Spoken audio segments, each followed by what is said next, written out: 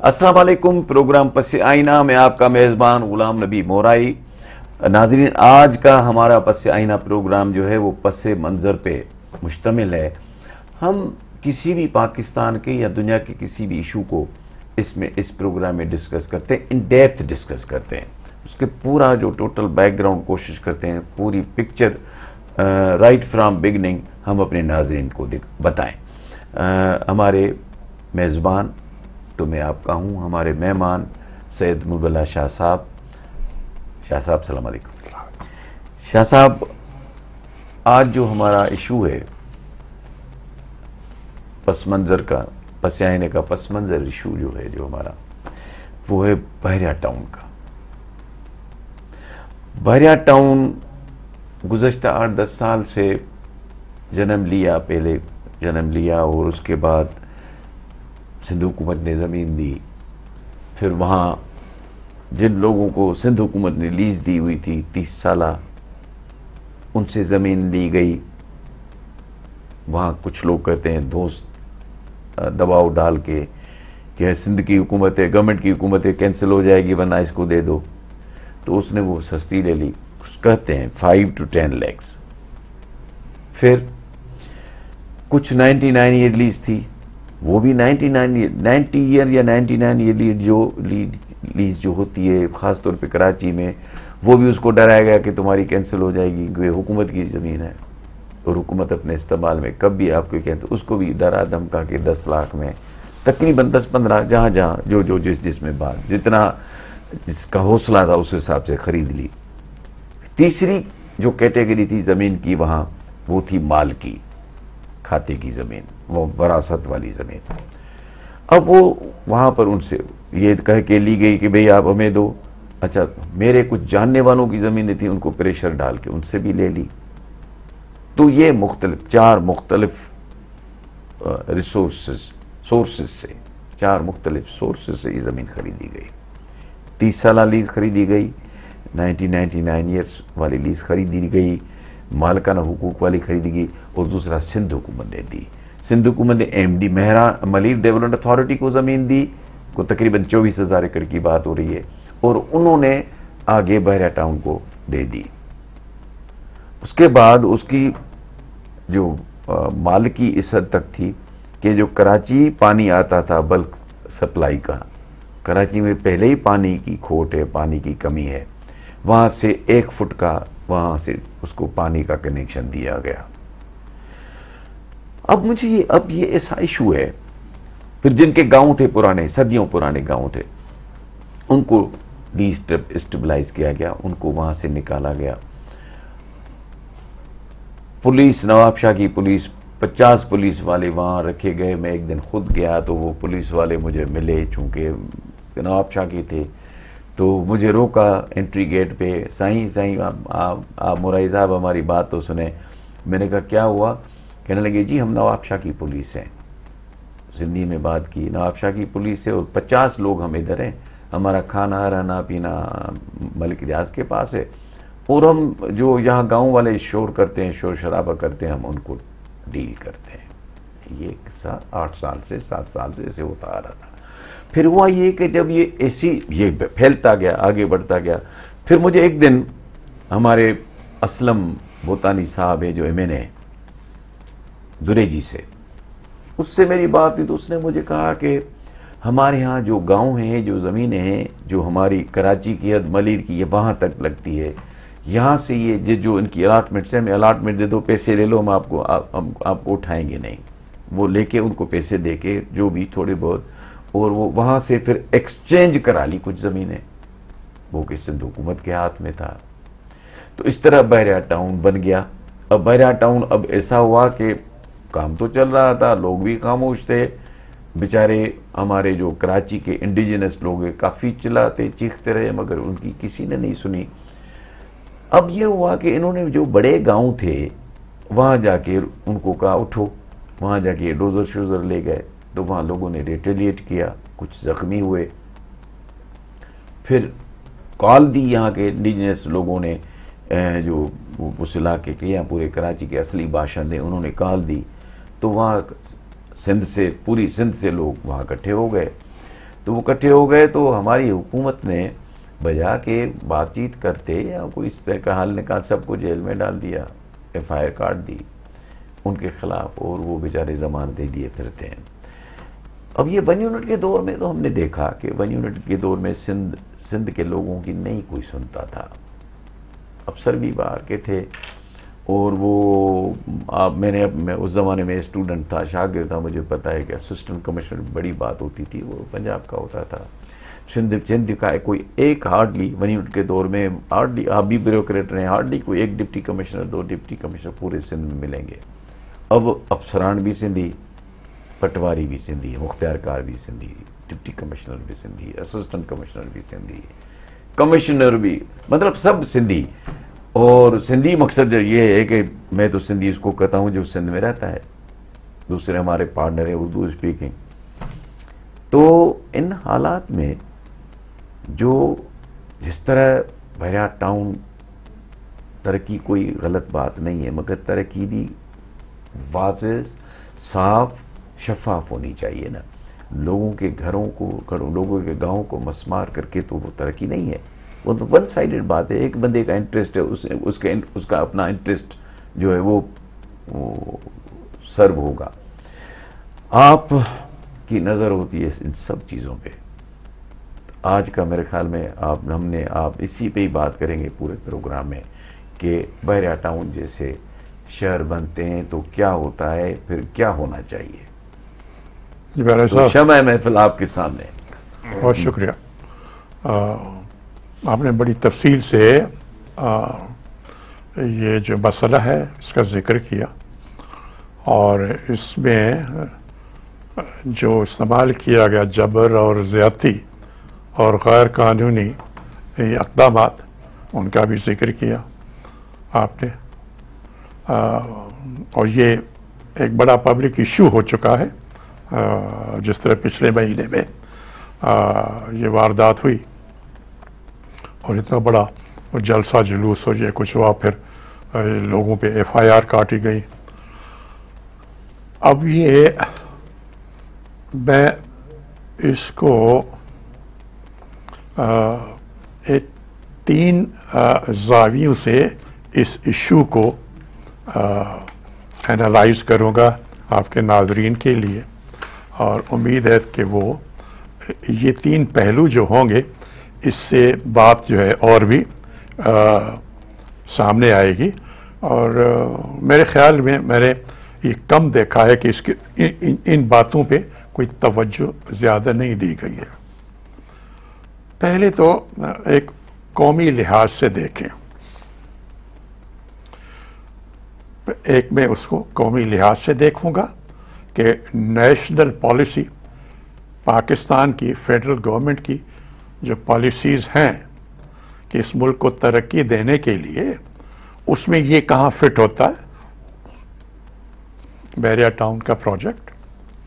اور دوسرا اس کو میں صوبائی بحیرہ ٹاؤن یا بحیرہ ٹاؤن کے اور بحیرہ ٹاؤن جیسے اور دوسرے اس کو میں صوبائی سطح پہ جو پالیسیز ہیں اور جو قانون کی ہے, لا ہے, ریونیو ایکٹ ہے, کالونائزیشن ایکٹ ہے, یہ صوبے کے قوانین ہے, تو ان کو میں دوسرا ایک لیگل لحاظ سے, قانونی نقطہ نگاہ سے اس کو میں انالائز کروں گا.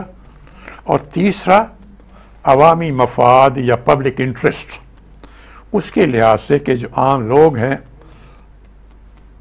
ان کے جائز حقوق یا مفادات کو پروٹیکٹ کرنا یا تحفظ دینا وہ کہاں تک ہوا ہے یا نہیں.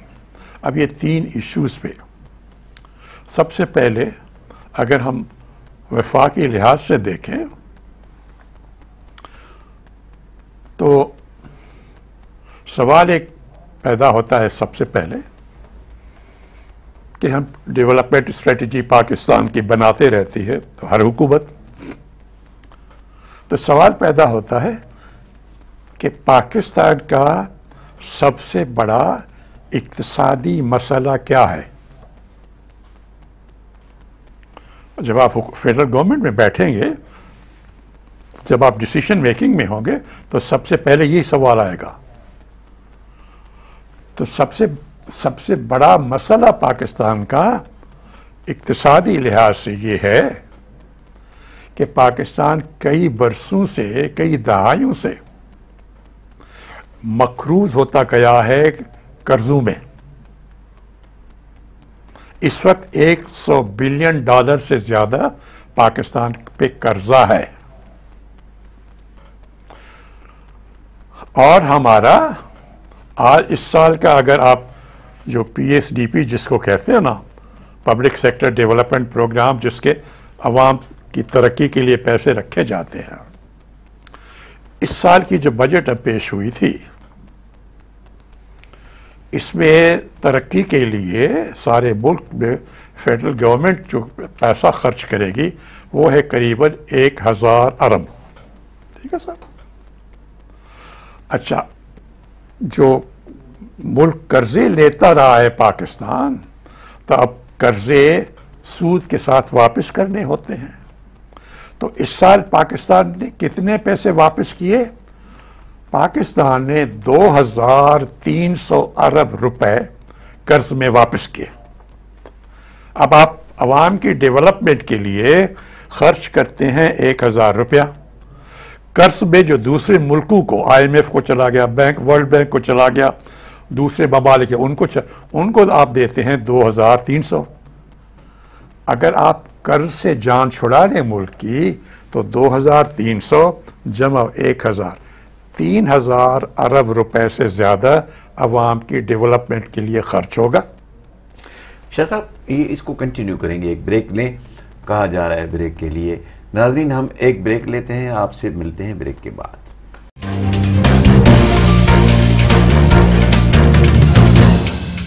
ویلکم بیک ناظرین. جی شاہ صاحب، آپ فرما رہے تھے کہ فیڈرل گورنمنٹ اور یہ جو فنڈنگ کی بات کر رہے تھے، آگے بڑھیے. بات یہ ہے کہ اس کا مطلب یہ ہے کہ پاکستان کی ترقی میں سب سے بڑی رکاوٹ جو ہے وہ قرضہ جات ہے. اتنے لیے ہیں تاکہ ان کو جب واپس کرنا ضروری ہوتا ہے، باقی کچھ بچتا نہیں کہ عوام کے لیے ترقی ہو پائے. ٹھیک ہے صاحب؟ اچھا، اب قرضوں سے جان چھڑانے کے لیے کیا کرنا چاہیے حکومت کو؟ میں نے عرض کیا نا، پہلے ہم فیڈرل گورنمنٹ کے لحاظ سے دیتے، قومی نیشنل لیول پہ کیا پالیسی ہونی چاہیے. اب یہ قرضے ہم کیوں لیتے ہیں؟ قرضے اس لیے لیتے ہیں کہ ہماری امپورٹس جو ہیں وہ زیادہ ہیں اور ہماری ایکسپورٹس بہت کم ہیں، اور پھر بہت سی چیزیں ہم کو منگانی پڑتی ہیں جس کے لیے آپ نے ڈالر خرچ کرنے ہوتے ہیں. ہمارے پاس ہے نہیں تو ڈالر کے لیے قرضے لینے پڑتے ہیں، جس طرح میں پھر واپس کرنے پڑتے ہیں. اب یہ ہم اپنی امپورٹ کی جو ہے قرضے جات سے قرضہ لے کے ہم امپورٹ کرتے ہیں، دوائیں ہوں یا زراعت ہوں یا اکوپمنٹ ہو، ٹیکنالوجی ہو، بہت سی چیزیں ہیں، انرجی ہو. اب وہ کیسے کم کر سکتے ہیں ہم؟ اگر ہم جو اکانومی میں کہتے ہیں پروڈکٹیو سیکٹرز آف اکانومی، جو پیداوار بڑھائیں. کون سے چیزیں بڑھاتی ہیں پیداوار؟ زراعت بڑھاتی ہے، انڈسٹری مینوفیکچرنگ بڑھاتی ہے، فشنگ بڑھاتی ہے، لائیو اسٹاک بڑھاتی ہے، منرل ڈیولپمنٹ بڑھاتی ہے. یہ چیزیں ہیں. اگر ہم ان پہ انویسٹمنٹ کرے، حکومت، سرکاری اور پرائیویٹ، ایسی پالیسیز ہوں تاکہ ان شعبوں میں اگر انویسٹمنٹ جائے گی، نئی ٹیکنالوجی جائے گی تو پیداوار بڑھے گی. نئی ٹیکنالوجی سے نئی چیزیں پیدا ہوں گی، آپ ایکسپورٹ کریں گے، ایکسپورٹ بڑھے گی، آپ کی فارن ایکسچینج آئے گی، فارن ایکسچینج آئے گی تو آپ کے قرضے جات کی ضرورت کم ہوگی.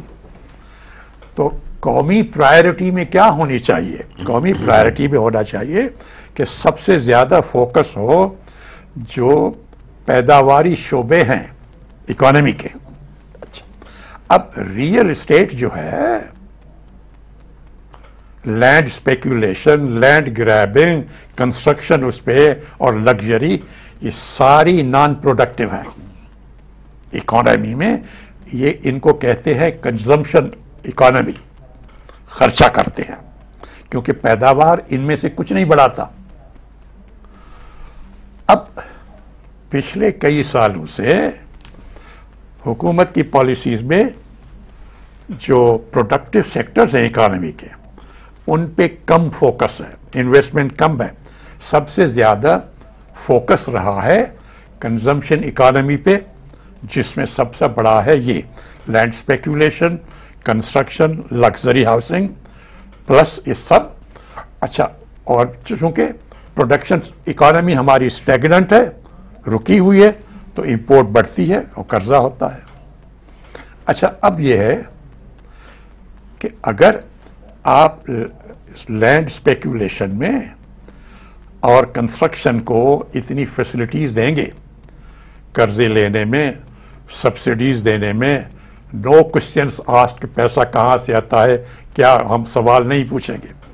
اگر آپ اتنی رعایتیں دیں گے اس سیکٹر کو جو پیداواری سیکٹر نہیں ہے، تو باقی دولت جو ہے وہاں جائے گی نا. ایگریکلچر میں کیوں کوئی انویسٹمنٹ کرے گا، یا انڈسٹری میں کرے گا، یا فشنگ میں، یا لائیو اسٹاک میں، یا منرل میں. تو پروڈکشن سیکٹر میں چونکہ کم توجہ ہے، فوکس کم ہے، پرائرٹی کم ہے، انسینٹیو کم ہے، تو وہ پروڈکٹیو اکانومی ہماری اسٹیگننٹ ہے. اور کنزمپشن اکانومی جو ہے، چونکہ اس میں توجہ زیادہ ہے، اس میں انسینٹیو زیادہ ہے، اس میں سبسڈیز زیادہ ہے، پیسہ کہاں سے آتا ہے کوئی ہم سوال نہیں پوچھیں گے، تو سارا پیسہ وہاں جاتا ہے. اب یہ صرف بحیرہ ٹاؤن کا نہیں ہے، یہ سارا پاکستان میں جتنی بھی، اور اس میں پھر آسانی ہے، جتنی بھی یہ لینڈ گریبنگ ہوتی ہے، یہ جو ایک لینڈ مافیا تیار ہو چکا ہے سارے ملک میں، خاص طور پہ یہ پنجاب اور سندھ میں یہ مسائل بہت زیادہ ہے. تو بات یہ ہے کہ نیشنل لیول پہ دیکھیں تو ہماری پالیسیز جو ہیں ان کا فوکس غلط ہے، اور اس کے نتیجے میں جو ہماری پروڈکٹ پیداواری اکانومی ہے وہ اسٹیگننٹ ہے، اور کنزمپشن اکانومی بڑھتی جا رہی ہے، اور یہ گیپ ہم قرضے سے پوری کرتے ہیں. اچھا، یہ کیوں بڑھتی ہے اور کب بڑھی، یہ بھی عجب ہے. اب یہ اس کی میں فگرز دیتا ہوں تاکہ ناظرین کو بھی اور سرکاریں کے جو لوگ ہیں ان کو بھی معلوم ہو. پاکستان نے آزادی سے لے کے آج تک 47 سے لے کے آج تک آئی ایم ایف سے 22 بار بیل آؤٹ پیکیجز لیے ہیں، قرضے لیے ہیں. ٹھیک ہے صاحب، ہم صرف آئی ایم ایف پہ فوکس کر رہے ہیں. اس میں سے ان 22 میں سے جو پہلے 30 سال تھے 1947 سے 1977 تک، صرف 7 بار آئی ایم ایف سے قرضے لیے، 7 بار. ٹھیک ہے، اور وہ بھی معمولی 200 ملین، 50 ملین، 150 ملین، ساتوں کو ملائیں تو بھی $1 ارب سے کم. یہ 30 سال میں. 1980 کے بعد آج تک پہلے 30 سال میں صرف 7، اور 1980 کے بعد 15 بار پاکستان نے آئی ایم ایف سے بیل آؤٹ پیکیجز لیے. کتنے کے؟ $54 ارب کے. آپ فرق دیکھیں. تو آپ کو معلوم ہوگا کہ ہمارا فوکس شفٹ ہو گیا پروڈکشن سے کنزمپشن، اور یہ نان پروڈکٹیو غیر پیداواری شعبے، جس میں سب سے بڑا یہ لینڈ اسپیکولیشن، کنسٹرکشن اور یہ لگژری ہاؤسنگ ہے. تو اس وجہ سے 80 کے بعد سے پاکستان پر زیادہ قرض چڑھتا گیا، اور وہ نگلیکٹ رہے، ان پہ توجہ نہیں رہی پروڈکشن سیکٹر پہ. اور یہ دوسری اور وہ یہ اٹریکشن آ گئی. اس میں اٹریکشن کی وجہ بھی یہ ہے، اس میں کیوں لوگ یک گئے. بہت سے لوگ جینین ہوں گے، اور وہ، لیکن زیادہ تر اس میں کیا ہے، وہ کیوں بڑھا، وہ اس وجہ سے کہ یہ سرکار کی پارٹنرشپ سے لینڈ گریب ہوتا ہے، آرم ٹوئسٹنگ ہوتی ہے. جو مسکین لوگ ہیں، جو غریب لوگ ہیں، جو ولنربل سیکشنز آف سوسائٹی ہے، ان کو تھریٹ دے کے، فورس دے کے، حکومت کے جو عملدار ہیں اس کو شامل کر کے نکالا جاتا ہے. اور معمولی قیمت پہ ان کی زمینیں خریدی جاتی ہیں، یا پھر جو سرکاری زمین ہے اسٹیٹ لینڈ اس پہ سرکار کے اہلکاروں کی مدد سے قبضے کیے جاتے ہیں. تو زمین کی ایک لحاظ سے یا تو مفت میں آ گئی یا معمولی قیمت پہ آ گئی. اب آپ اس پہ بلڈنگز بنا دیں، لگژری ہاؤسنگ کر دیں تو بہت پروفیٹیبل ہے. پھر ٹیکسز وغیرہ کا بھی مسئلہ اتنا نہیں ہے. پھر بات یہ ہے کہ ہم نے غلط پالیسیز کی وجہ سے اس ملک میں ایسی صورتحال پیدا کی ہے کہ ایک لینڈ مافیا پیدا ہو گیا ہے. اور کئی ایسے ہیں مثالیں. یہ تو ایک یہاں پہ آ گیا بحریہ کا جو کئی سالوں 8 سال سے چل رہا ہے نا. تو یہ ایک تو گورنمنٹ کی غلط پالیسی کے نتیجے میں اس قسم کی کمپنیاں پیدا ہو چکی ہے. اور یہ 1980 کے بعد میں یہ بات طے ہوئی ہے. تو ایک تو حکومت کو صحیح پالیسیز فیڈرل گورنمنٹ کو کرنی چاہیے تاکہ پروڈکٹیو سیکٹر جو ہیں وہاں پہ سبسڈیز دیں، وہاں پہ انسینٹیوز دیں، وہاں پہ گورنمنٹ کا جتنی توجہ اور میٹنگز ہوتی ہیں کہ جی کنسٹرکشن اور لینڈ والوں کو فیسلٹیز دے. وہ ایک یہاں کراچی میں بحریہ ٹاؤن چل رہا ہے، لاہور میں ریور راوی کا ایک پروجیکٹ چل رہا ہے، وہاں پہ بھی لوگوں کو یہی شکایت ہے. یہ تو بڑے ہیں، باقی کئی چھوٹے ہیں. اوکاڑا میں ہوا، فلانی جگہ ہوا، فلانا. بات یہ ہے کہ غلط پرائرٹیز ہے ہماری ڈیولپمنٹ کی، اس کے نتیجے میں ایک غلط یہ چیزیں پیدا ہو گئی جس سے سب سے زیادہ تکلیف کس کو ہوتی ہے؟ کسی اکانومی میں، کسی انڈسٹری لگانے سے، مینوفیکچرنگ سے، منرل ڈیولپمنٹ سے، زراعت میں، فشنگ میں، کسی میں غریب آدمی کو اتنی تکلیف نہیں ہوتی جتنی لینڈ مافیا نے غریب لوگوں کو قبضہ کر کے اور ان کو تکلیف میں ڈالی ہے.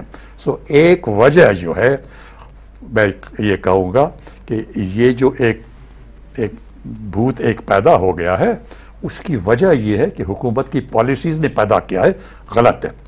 اور یہ چلیں گی تو اور مسائل پیدا ہوں گے. آپ پیداواری سیکٹر پہ توجہ دیں. دوسری بات ہے کہ صوبے پہ آتے ہیں. ایک سوال پہلے کیجئے، اس کا پھر میں جواب بھی دیتا ہوں. زمین جو ہے یہ زمین عوام کی ملکیت ہوتی ہے، کسی حکومت کی ملکیت نہیں ہوتی. نہ فیڈرل گورنمنٹ کی ملکیت ہے نہ کسی صوبائی حکومت کی ملکیت ہے. تو سوال پیدا ہوتا ہے کہ آیا یہ جو عوام کی دولت ہے، عوام کی ملکیت جو ہے، اس کا ایک بڑا چنک اٹھا کے آپ کسی الف کمپنی کو پرائیویٹ نیگوسیشن کے ذریعے آپ اس کو یہ دولت کا حقدار بنا دیں گے پبلک کا، بغیر آکشن کیے، بغیر ایڈورٹائز کیے، بغیر کمپٹیشن کیے، بغیر ٹرانسپیرنسی کے. قانون میں کوئی گنجائش نہیں ہے، یہ غیر قانونی کام ہے. لینڈ ریونیو ایکٹ کے تحت بھی نہیں ہو سکتا. Colonisation of government act land, اس کا بھی نہیں، اس کے تحت بھی نہیں ہو سکتا. یہ غیر قانونی ہے. اب میں اس کا پاکستان کی بھی مثال دے دوں گا. اس سے پہلے ایک میں مثال دیتا ہوں جو انڈیا اور پاکستان کے قوانین ایک جیسے ہیں. تو میں آپ کو سپریم کورٹ کی مثال دے دوں گا. ہماری سپریم کورٹ نے بھی اس کو کہا ہے کہ یہ غیر قانونی چیز ہے. انڈیا کی سپریم کورٹ نے بھی ایسا ہی ایک مسئلہ وہاں آیا، انہوں نے بھی کہا کہ غلط ہے. یہی ہم بات کرتے ہیں ایک وقفے کے بعد. ناظرین ملتے ہیں وقفے کے بعد.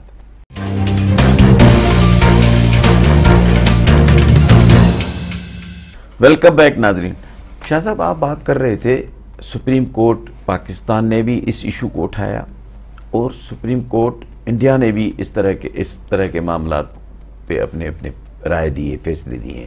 ہاں اب آپ بات کر رہے ہیں. اب آ جاتے ہیں پاکستان کے سپریم کورٹ پہ.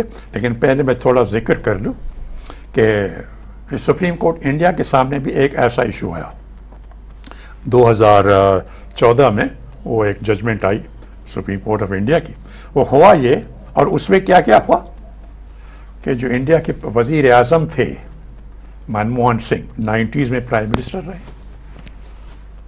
وہ اور ایک صاحب ہے کے ایم برلا فیملی کے جو بڑے بلیونرز ہیں. تو کے ایم برلا، ہندوستان کے کئی وزیر، ہندوستان کے کئی سینئر آفیشلس اور کئی بزنس مین، یہ سب کیسز انہوں نے کیسز ان پہ چلے۔ منموہن سنگھ پرائم منسٹر تھے، کیوں چلے؟ کہ انہوں نے کیا کیا تھا کہ کول مائنز جو تھے انہوں نے 90s میں جو حکومت تھی، تو حکومت کے جو اپنے پسندیدہ بزنس مین تھے ان کو بلا کے پرائیویٹلی یہ اس کو الاٹ کر دیا، یہ اس کو الاٹ کر دیا، یہ اس کو الاٹ کر دیا۔ پھر آڈیٹر جنرل آف انڈیا اس نے جو اینیول آڈٹ کیا اس کول منسٹری کا، تو اس نے کہا کہ جی یہ تو غیر قانونی کام کیا ہے انہوں نے، یہ تو عوامی دولت ہے، جس طرح زمین کی ہم بات کر رہے تھے پہلے کہ یہ کول مائن کو سرکار کی ملکیت جیب کی تو نہیں، یہ تو عوامی دولت ہے، عوام کا ریسورس ہے، اس کو پرائیویٹلی اپنے من پسند لوگوں کو بغیر کمپٹیشن، بغیر ٹرانسپیرنسی کیسے دے سکتے ہیں؟ ان پہ کیس چلے۔ تو منموہن سنگھ پہ، برلا پہ، وزیروں پہ، ان پہ کورٹ کیسز چلے۔ تو یہ معاملہ ultimately supreme Court of India تک گیا، اور 2014 میں سپریم کورٹ آف انڈیا نے فیصلہ دیا کہ یہ سب غیر قانونی ہے، اور 214 کول مائنز کے ٹھیکے مختلف لوگوں کو دیے تھے، 214 انہوں نے کینسل کیے، اور انڈین گورنمنٹ کو کہا کہ نئے سرے سے آپ آکشن کرو، یہ کسی کی ذاتی ملکیت نہیں ہے کہ فلانا وزیر یا فلانا آدمی اپنے پسندیدہ لوگوں کو دے دے، سب کینسل ہو گئے۔ اسی طرح کا فیصلہ سپریم کورٹ آف پاکستان نے دیا شاید مئی 2018 میں، یہی بحریہ ٹاؤن کا 3 جو پٹیشنز تھی، الٹیمیٹلی سپریم کورٹ کا جو فیصلہ آیا 3 ممبر کی بینچ تھی، انہوں نے بھی کہا کہ یہ سب غیر قانونی کام ہے۔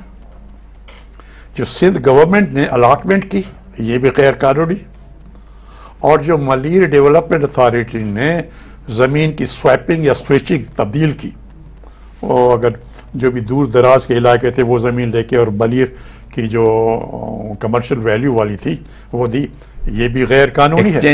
ایکسچینج کی انہوں نے کہا یہ ایکسچینج بھی غلط ہے، غیر قانونی، اور سندھ گورنمنٹ نے جو دیے یہ بھی غیر قانونی، اور انہوں نے کہا یہ ہم کینسل کرتے ہیں، اور یہ کہ بحریہ ٹاؤن پہ اور جو سرکاری لوگ ہیں جو اس میں شامل ہوئے ہیں، نیب جو ہے وہ ان کے متعلق قانونی کارروائی کرے، اور آئندہ جب تک کوئی، پھر انہوں نے کہا کہ چونکہ یہاں پہ اس عرصے کے دوران 8 سال میں یہاں پہ دوسرے لوگ آ گئے، کنسٹرکشن ہوئی ہے، کنہوں نے گھر بنا لیا، تھرڈ پارٹی انٹرسٹ پیدا ہو، وہ پیدا ہو چکے ہیں، تو اس کی تھرڈ پارٹی کے لیے کس ٹرمز اور کنڈیشنز پہ ان کو ریگولرائز کرے، ان کو اس کے لیے انہوں نے امپلیمنٹیشن بینچ بنا لی۔ بٹ بنیادی جو چیز تھی یہ، جس طرح اس سپریم کورٹ نے انڈیا نے کہا کہ یہ پبلک ایسٹ ہے، ریسورس عوام کا ہے، ملکیت ان کی ہے، کوئی حکومت کو اختیار نہیں ہے کہ من پسندیدہ لوگوں کو بغیر کمپٹیشن، بغیر آکشن کے دیا جائے، اگر دیا ہے تو وہاں پہ بھی غیر قانونی ہے، اور یہاں پہ دیا ہے تو یہاں پہ بھی غیر قانونی ہے۔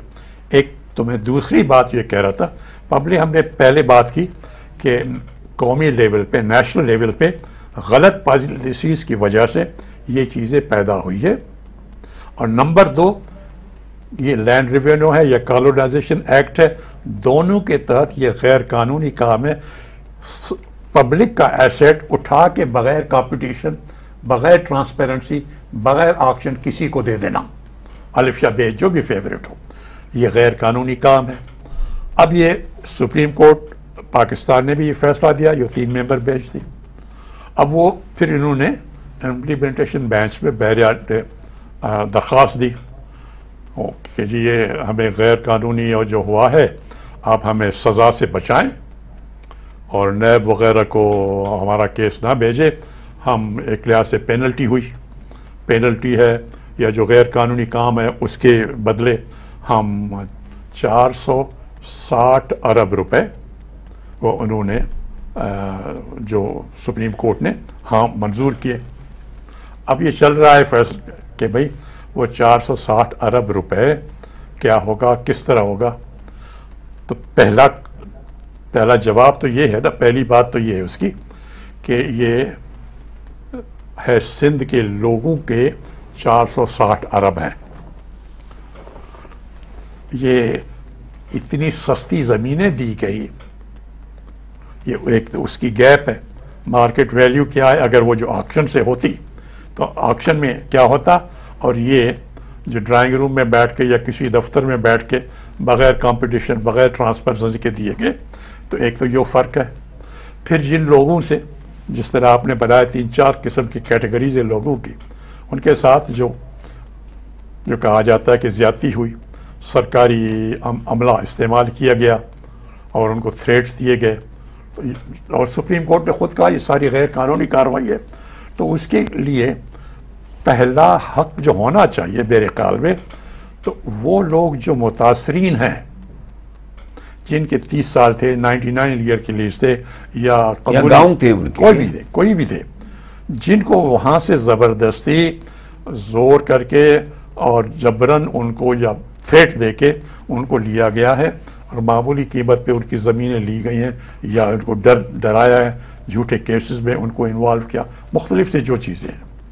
میری نظر میں 2 چیزیں فوراً ہونی چاہیے تاکہ اس مسئلے کا کوئی حل نکلے.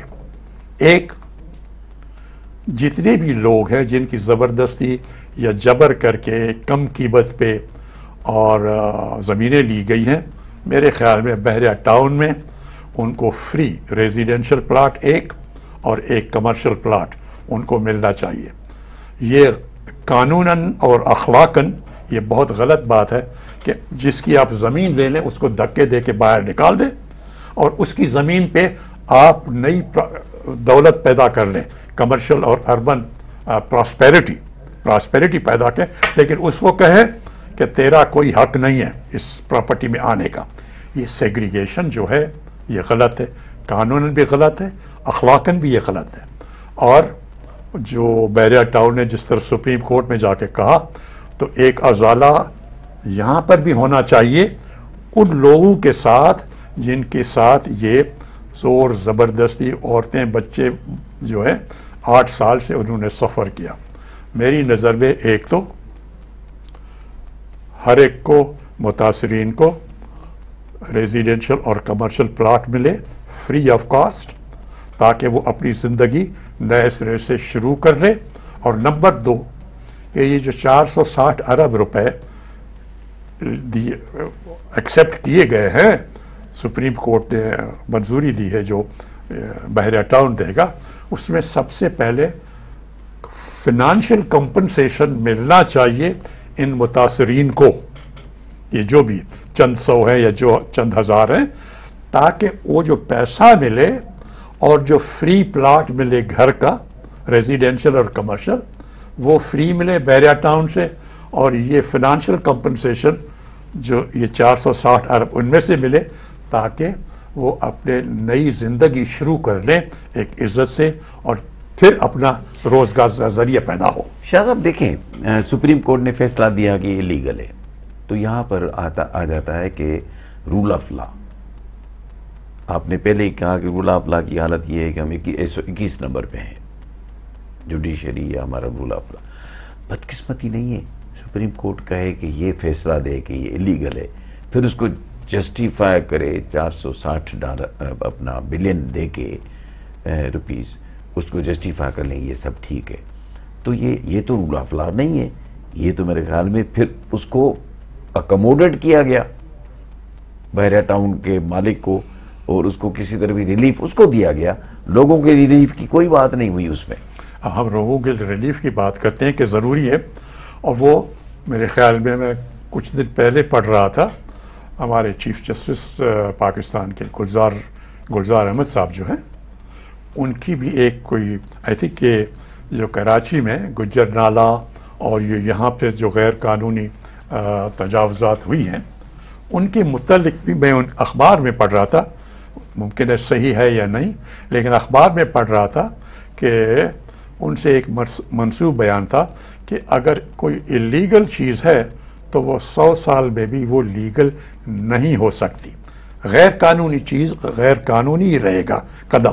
کیونکہ کئی لوگ گئے کہ جی ہم نے یہ گجر نالہ میں اور یہ غیر قانونی ہوگا، یا ایک ٹاور ہے شارع فیصل پہ، پتہ نہیں نسلہ یا کیا ٹاور نام ہے، کہ اگر جو چیز غیر قانونی ہے تو جسٹس گلزار احمد صاحب کا بھی یہ تھا کہ جی جو ہے تو وہ 100 غیر قانونی کام 100 سال میں بھی وہ قانونی نہیں ہو سکتا.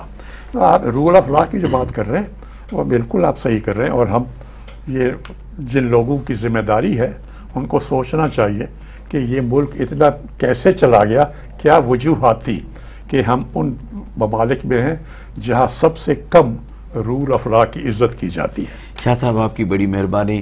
ناظرین، پروگرام پس آئینہ کا جو سیگمنٹ ہے پس منظر، وہ آپ پیر کی شام 7 بجے خبروں کے بعد دیکھیں گے. اس کے بعد یہ ریپیٹ ہوگا رات کو 12 بجے اسی دن، اور پھر دوسرے دن دوپہر 2 بجے نیوز کے بعد یہ پروگرام دیکھ سکیں گے. خدا حافظ.